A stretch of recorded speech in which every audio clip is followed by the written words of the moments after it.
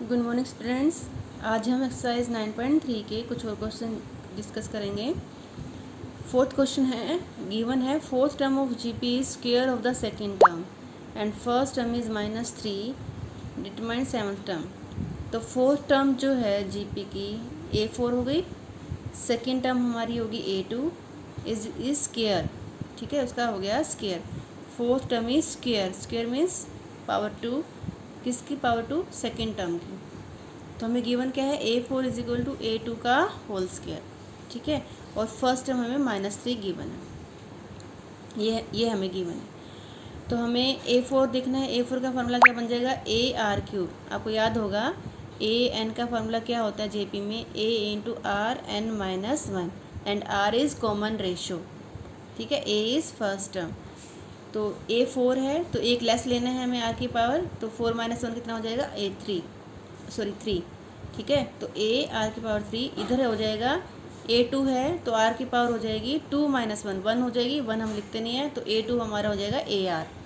ठीक है, तो इन दोनों का फॉर्मूला लिख लिया हमने। A4 का हो गया AR³ और A2 का हो गया AR और इसका होल स्क्वायर। अब आप यहाँ से होल स्क्वायर को खोल देंगे, A² और R² हो गया। ठीक है, तो यहाँ से तो एक कट जाएगा और यहाँ से R2 कट जाएगा, तो यहाँ R बचेगा और यहाँ पर सिर्फ A बचेगा। ठीक है, जो कैंसिल हो रहा है कैंसिल कर लेना। ठीक, यहाँ से आप क्या करेंगे, R3/R2 और इधर आप A2/A। तो यहाँ से तो सिर्फ R बच जाएगा और यहाँ से सिर्फ A बच जाएगा। तो R और A इक्वल हैं। ठीक है, और A हमारे पास क्या था? -3, तो इसलिए हमारा R भी कितना आ गया? -3। ठीक है, अब हमसे पूछा क्या है? सेवन्थ टर्म पूछिए हमसे।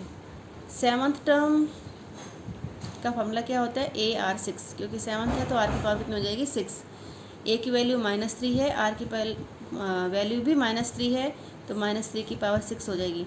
तो -3 की पावर 1 और 6 टोटल पावर होगी 7। तो ये आपका आंसर है। सेवन्थ टर्म होगी -3 की पावर 7। आप मल्टीप्लाई करके यहाँ इसको लिख दें। ओके, तो क्वेश्चन नंबर 5 है यहाँ पर, which term of the sequence 2 4 is 128। तो ये नंबर ऑफ टर्म्स कौन सी है हमारी, कौन से नंबर पर ये टर्म्स आ रही है वो हमें निकालना है, n निकालना है आपको। ठीक है, तो क्या क्या गिवन है हमें? A गिवन है 2 है, ये फर्स्ट टर्म 2 है। R हम निकालते हैं डिवाइड करके second term by first term. तो R कैसे निकालते हैं? Second term by first term. Okay, तो 2 को 2 से डिवाइड करेंगे, 2 कट जाएगा, √2 आ गया। तो कॉमन रेशो हमारी √2 है। AN हमें 128 दे रखा है, उसका n निकालना है हमें कि ये टर्म कौन से n पर आ रही है, कौन से नंबर पर आ रही है, n निकालना है। ठीक है, तो किसका फार्मूला लगाएंगे हम? ऑब्वियस है कि हम AN का फार्मूला लगाएंगे। तो AN का फार्मूला हमारे पास होता है, क्या होता है, क्या होता है formula? AN is equal to A into R की power n-1। AN is equal to A into R की पावर n-1। ठीक है, जो जो वैल्यू हमें पता है वो हम रिप्लेस कर देंगे। AN की वैल्यू पता है हमें 128 है, A की वैल्यू 2 है हमारे पास, और R की वैल्यू √2 है हमारे पास n-1। ठीक है, तो अब जो आप बोर्ड मार्क्स के हिसाब से जो हमारा रूल बनता है कैलकुलेशन का वो हम करते जाएंगे और हमारा आंसर आ जाएगा। तो सबसे पहले तो हमें इस 2 से डिवाइड करना है। ठीक है, तो 128 को 2 से डिवाइड करेंगे, 64 आ गया, √2 n-1। इस √2 को हम क्या लिख सकते हैं? 2 की पावर 1/2 लिख सकते हैं ना। √2 2 की पावर 1/2 होता है। तो ये हमारा जो है √2 को हटा के हम इसको पावर में ले जाएंगे, ये हमारा n-1/2 हो जाएगा। ठीक है, इधर से 64 को भी हम 2 की पावर में कन्वर्ट कर लेंगे। 64 होता है 2⁻6। 2 को 6 टाइम मल्टीप्लाई करें तो हमारा 64 आता है। 2 2 ज़ा 4, 2 ज़ा 8, 2 ज़ा 16, 2 ज़ा 32, 2 ज़ा 64। ठीक है, तो 2 को कितनी बार मल्टीप्लाई करना है? 6 बार। तो 64 कन्वर्ट हो गया 2⁻6 में। और राइट हैंड साइड हमारी थी 2 की पावर n-1/2। अब बेस सेम होने पर हम पावर कंपेयर कर सकते हैं। ठीक है, बेस आर सेम 2 2, तो पावर भी सेम होंगी क्योंकि बीच में इज इक्वल टू का निशान है। तो 6 इज इक्वल टू n-1/2, तो यहाँ से आपका आ जाएगा n इज इक्वल टू 13। 6 टू जा 12 और 1 जाके उधर प्लस हो जाएगा 13। इजी था, ठीक है। ऐसे क्वेश्चंस आपने एपी में भी किए हैं, वो एपी वाले फार्मूले से, एएन वाले फार्मूले से किए हैं, ओके। और ये हमारा जीपी का फार्मूला है। अब क्वेश्चन नंबर 6 देखिए हम। For what value of x -2/7 x -7/2 are in GP.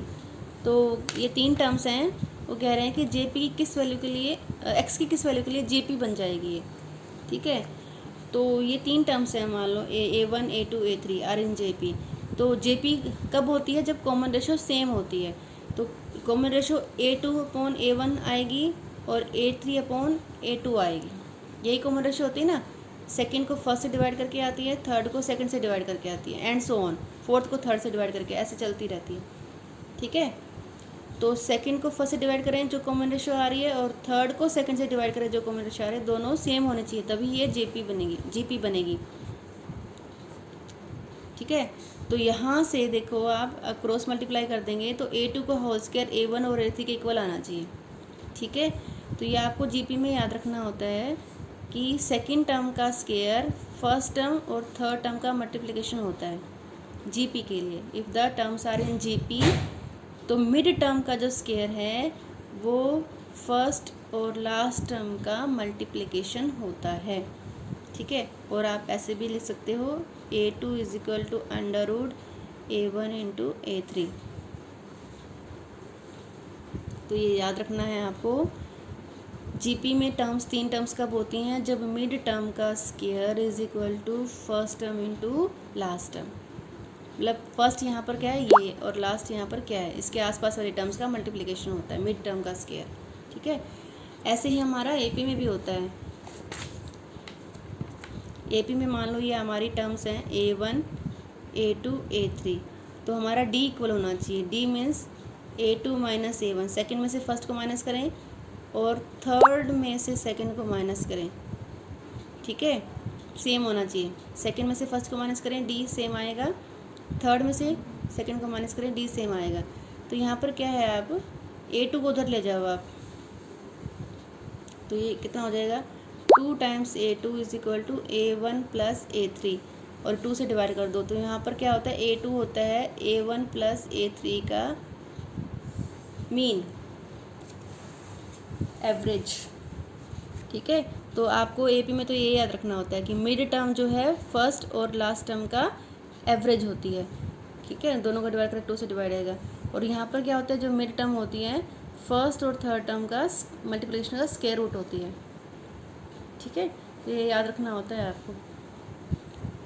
तो ये फार्मूला बन गया हमारा A2 का होल स्क्वायर = A1 × A3। तो A2 क्या है हमारे पास यहाँ पर, A2 हमारे पास यहाँ पर x है, ठीक है।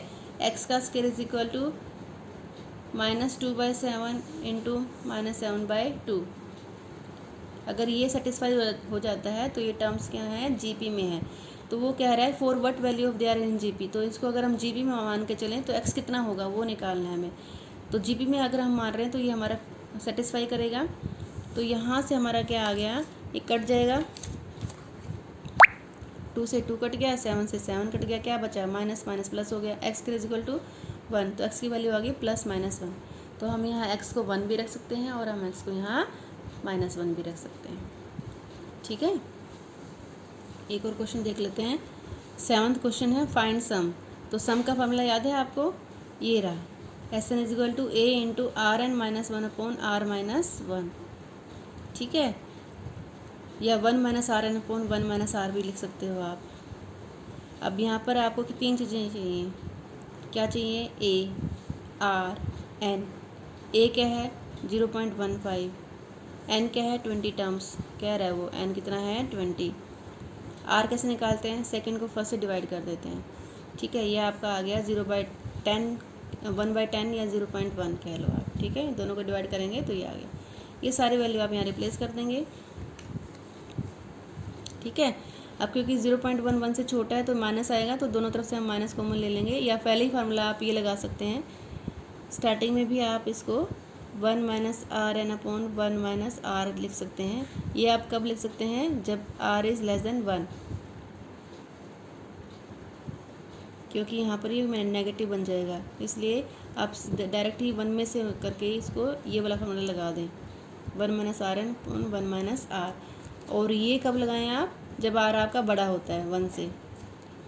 वैसे कोई फ़र्क नहीं पड़ेगा, जैसे हमने यहाँ इसको पलट लिया है, आप वैसे भी पलट सकते हैं, ऊपर नीचे से दोनों तरफ से प्लस हो जाएगा ये।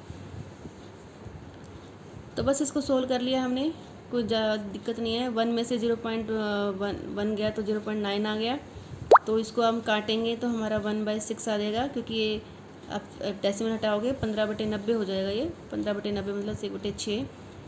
और बस इसको हम सोल्व नहीं करेंगे क्योंकि ये काफ़ी बड़ा है, 0.1 की पावर 20, 0.1 को 20 टाइम्स मल्टीप्लाई करना है, तो we will leave it as it is. ठीक है, तो एक्सरसाइज आसान है ये। क्वेश्चन नंबर 10 तक आप इसको आज कर लें। ठीक है, सम के क्वेश्चन आगे क्वेश्चन नंबर 10 तक सारे सम्स के क्वेश्चन हैं सेम पैटर्न से। क्लियर, तो 4 से 10 तक आज आपको ये एक्सरसाइज करनी है।